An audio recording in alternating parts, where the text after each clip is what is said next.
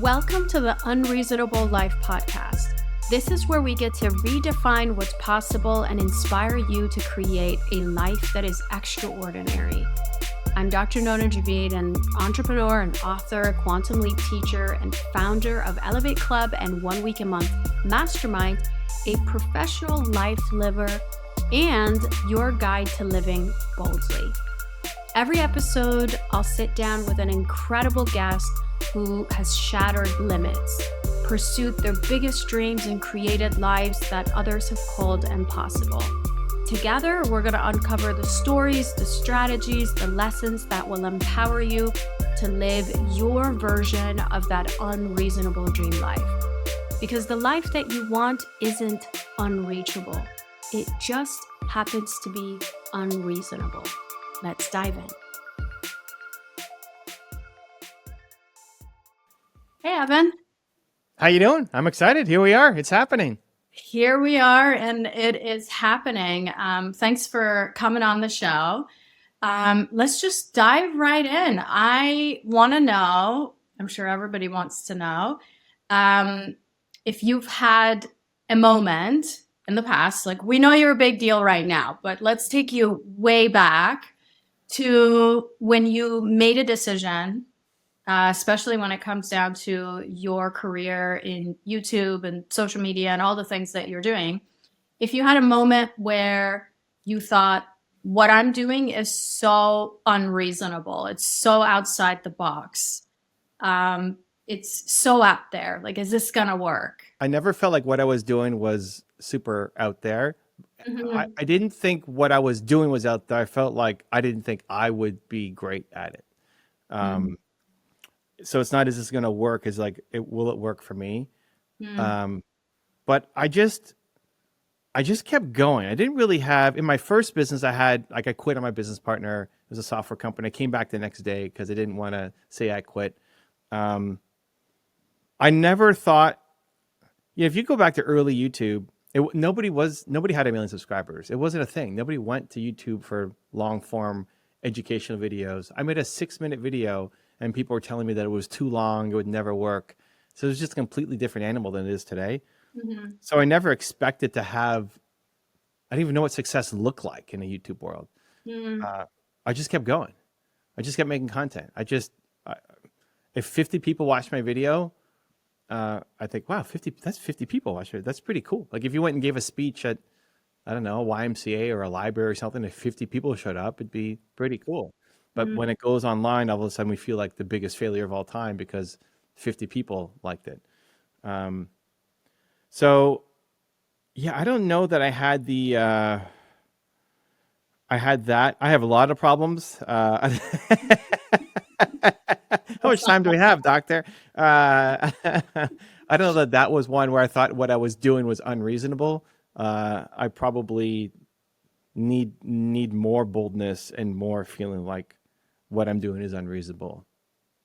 Is there a different area in your life where you've made a decision that was like totally outside the box? Like maybe you didn't even have support from other people? Being an entrepreneur in the first place, when you look at my high school yearbook, you have to write like where you're going to be in 10 years or whatever. Yeah. I said VP at a bank because I liked banking. I like money. I like business. I didn't know what entrepreneurship was. My parents were entrepreneurs, and I thought I'd just be a banker. And then I got to university and I connected with 2 people who had started a software company, and I joined as a partner, and I got 30% of the company and was making $300 a month. It's a big chunk. Yeah, huge chunk of money right there. And I turned down, like the hardest decision in my life was there were 2 big companies that I really wanted to work for, and investment banking. I thought, man, this is my shot. And one of them flew me to New York and put me up in the Waldorf Astoria, which is a legendary hotel in New York, and interviewing for a job that would fly me around the world and make 6 figures out of school and all of this awesome stuff. And it's either that or have 30% of a company and make $300 a month. And I didn't know what to do. That was the hardest choice that I had to kind of figure out. And all my friends were taking those jobs, and the lens through which I made the decision was I just didn't want to live with regret. Mm. And I figured, you know what? I'm going to give myself a year to do this. I Mhm. could always get another job. It may not be that same company, may not be that same opportunity, but I could always get a similar-ish job. I didn't Mhm. know if I'd ever have this chance to be an entrepreneur or this opportunity again. And so I'd rather know and fail than not know. Even if the most likely outcome is failure, I'd still rather know than not know. And yeah, that just pushed me to do it. And we almost failed many times, but luckily we came out the other side. That's awesome. What a great share. Um, I think I heard you say your parents were not entrepreneurs. Yeah, no, they're not. Go ahead. Neither were my parents. My parents were teachers, and then I sort of started to tap into this as the first person in the family, and then everybody else kind of woke up to this idea that there was this thing called being in business or entrepreneurship. But I also wonder back then when you made the choice to not to take the quote unquote stable, great job that was gonna have more safety in it. Did you have your parents? Did your parents have a say in that? Or did they make a comment around that? I was really lucky in that they were super supportive. Yeah, I think so. My mom was born in Italy, yeah. and she moved here when she was really young. Mm, I think 10 years old, hmm, and there was certain expectations placed on her by her parents, yeah. in that what an Italian woman's role in society was, supposed to be at that time. She wasn't having any of it. Yep. uh, and so growing up in North America is a completely different life than what she would have had in Italy. And after feeling that pressure, I think she really supported all three of her kids. I have two sisters, to do whatever we want to do. As long Hmm. as we love the thing, that's the most important thing. And even from an early age, I had a lot of entrepreneurial tendencies. Hmm. So selling baseball cards and garage sales and all these things. And every week we would drive um, a couple hours to this trade show that they were selling baseball cards. And I'd be there, how old would I be? Uh, 12, 13, 14 Yeah. range, selling baseball cards with people who are 40, negotiating. My mom would fly with me to spring training to Florida to go see the Toronto Blue Jays. That was my team, and meet them in the parking Mm, lot and get them to sign baseballs and cards, and then would flip those and sell them. So she didn't really care about that stuff, hmm. but she did it for me, Yeah. and she did the same thing for my sisters. Hmm. And so as long as we were chasing something that we really loved and believed in, we Hmm. usually had the full support of my parents. So we were lucky. That is awesome. So, do you, a random question, but not so random, do you then have an Italian, because I live between Rome and Southern California now. Do you have an Okay. Italian citizenship? Because you're, No, yeah, this is us. You're kind of hitting me this is a sore spot, because at the time my mom had to give it up, so you had to choose. Italy made you choose between Canada and Italy. You couldn't do both. really? Yeah, you couldn't do both. So she Oh, gave it up. And we've been through a couple of the options of potentially getting it back, but she would have to move back to Italy for, I don't know, 2 years or something to really get it back. And then me, I couldn't just automatically qualify because I'm over eight. I'm very much over 18. I'm under 18. That'd be amazing. Yeah. So no, the rules used to be a little cleaner a bunch of years ago, but they made it more difficult. So neither of us have citizenship, even though she was born in Italy and her parents were too. Yeah. yeah, but I mean, 2 years in Italy doesn't sound like a bad idea either. Uh, just like my mom doesn't tell me what to do, I definitely don't tell her what to do. Yeah, yeah, I get it. I'm curious, you have kids, right? I don't know how old your kids are. So we have, 1 plus 3, but my son is 16 years old in June.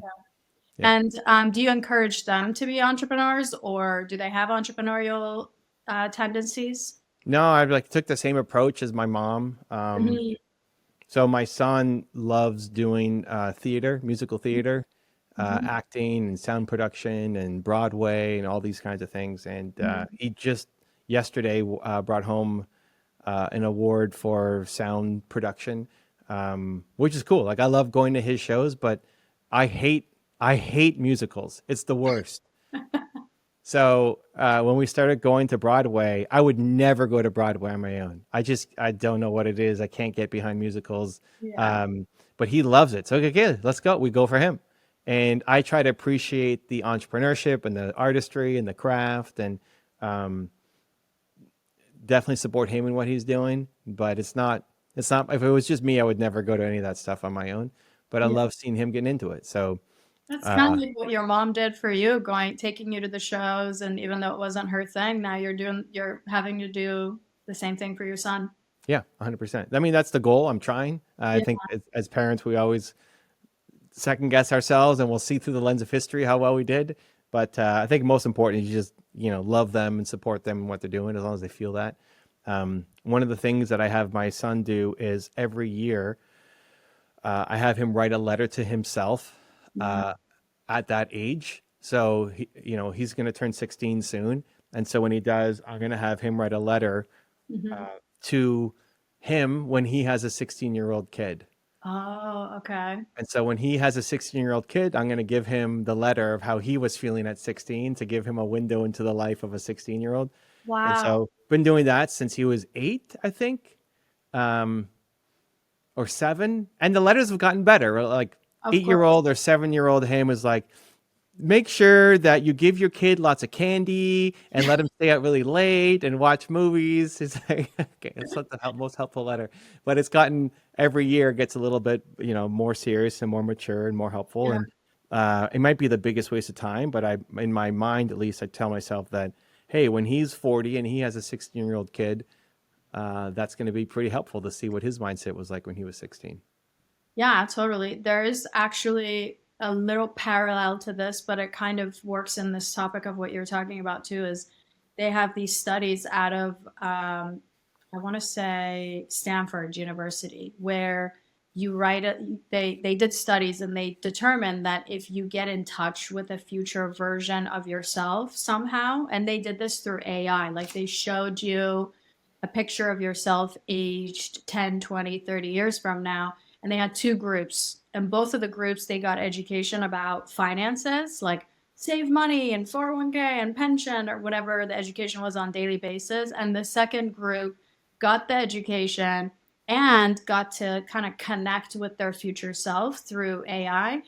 And then they did a long-term study and they found those people who got in touch with their future selves, they actually had significantly better financial intelligence, as in they actually applied those things that they were learning versus the group that was just getting the information.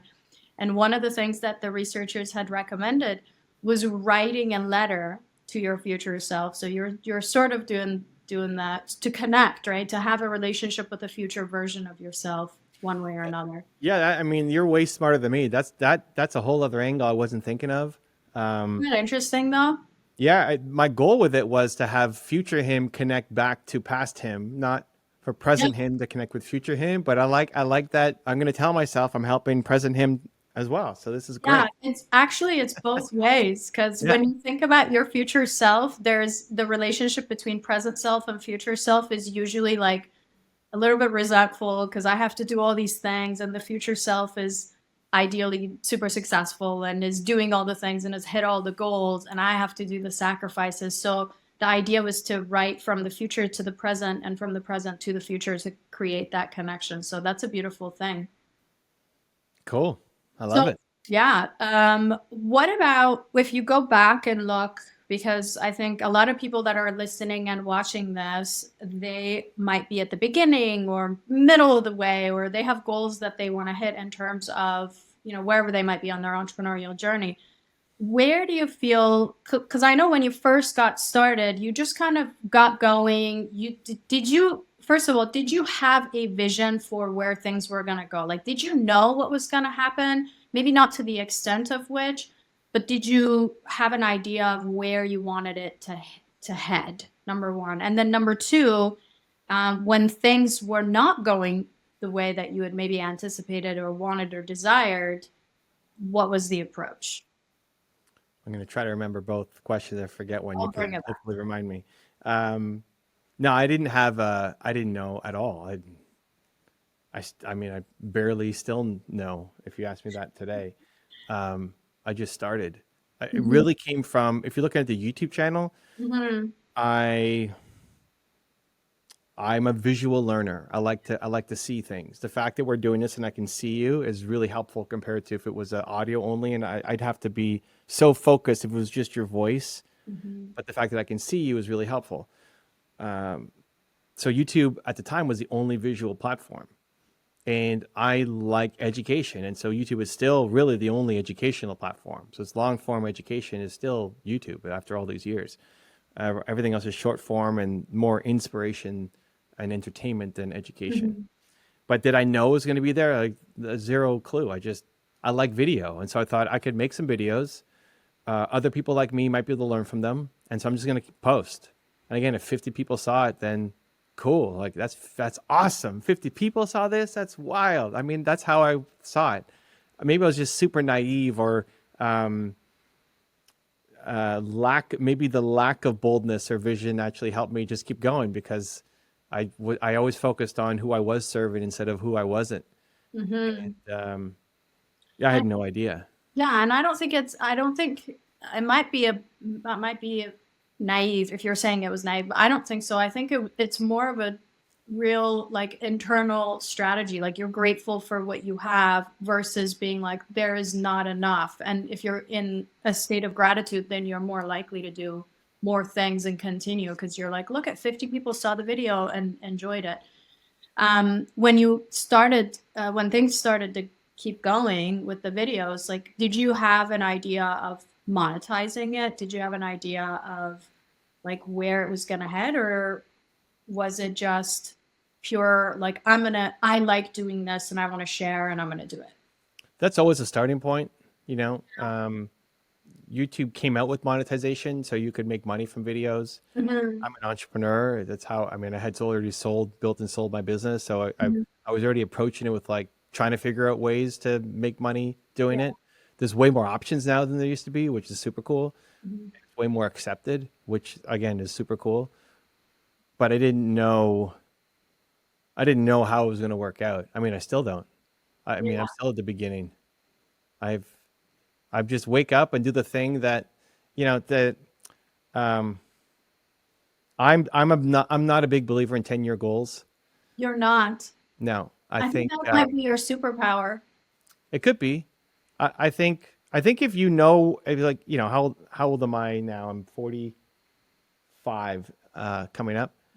35-year-old Evan would have no idea what 45-year-old Evan is like. It'd be completely wrong. Where Mm. was I 10 years ago on YouTube? Like nowhere close.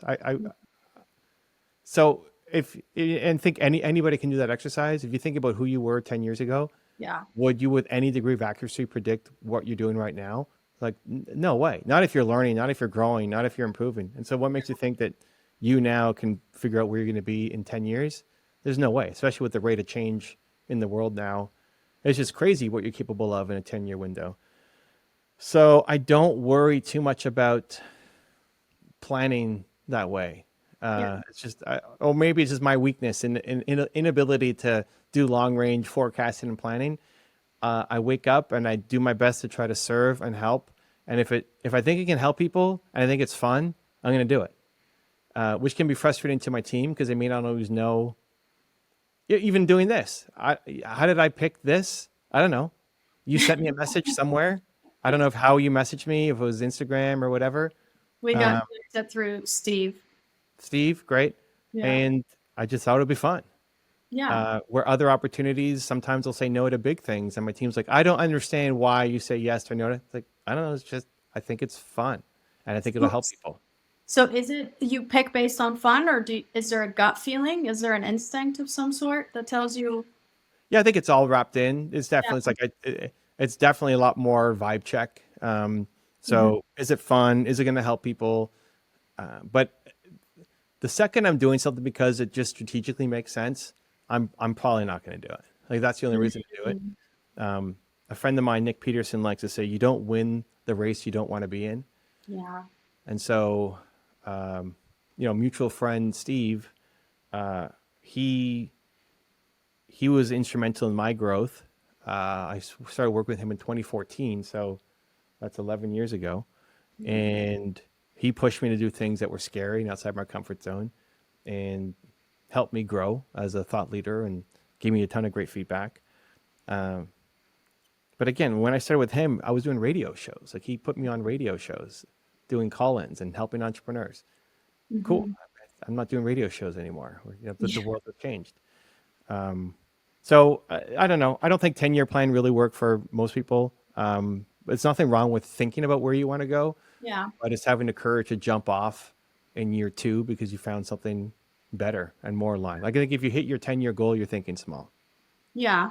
And I also think it keeps you present. Like the way you're describing how you operate in the day-to-day operations or make the business decisions or what podcast to go on, whatever the decision might be, you're staying present with what might be the right thing in that moment. And by not having that 10-year goal, you're also you're more expanded. There's a level of surrender to it. Like, what could happen in a year, 10 years from now could be a lot bigger, better, or not. We're open to it. We're open to whatever the universe brings on. Yeah, I should bring you with me everywhere. This is great. Because I would see it as a big weakness. Somebody asked me, how much time do you spend in like past versus present versus future? 0% past. I have what happened yesterday? I have no idea. What day is it today? I have no idea. I just 0% past. 85% present and 15% future. And so it can be frustrating because, especially with my wife, because I don't remember what happened the other day or the other week or team. They're like repeating things to me. And it feels like a weakness, but I don't know. I'm here. I think everybody wants to be, everybody wants present time consciousness. So if you are 85% present, I think that's great. As a matter of fact, I think most entrepreneurs, they're not in the past. They don't spend much time in the past.